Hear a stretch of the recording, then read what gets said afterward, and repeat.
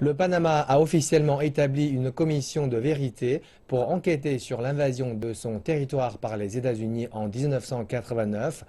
La vice-présidente et ministre des Affaires étrangères du Panama, Isabel Samalo, a présidé la cérémonie de lancement de ce qui est appelé la commission du 20 décembre. Le gouvernement du Panama demandera aux États-Unis de déclassifier des documents liés à l'invasion américaine de 1989 qui a mené à l'arrestation de l'ancien président Manuel Noriega.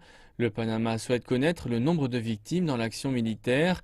Selon les États-Unis, environ 500 Panaméens ont été tués dans les combats, mais d'autres estimations vont jusqu'à 8000.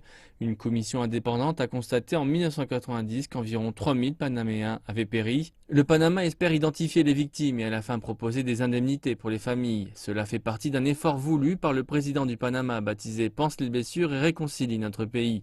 Les États-Unis avaient nommé la mission de 1989 Opération Just Cause.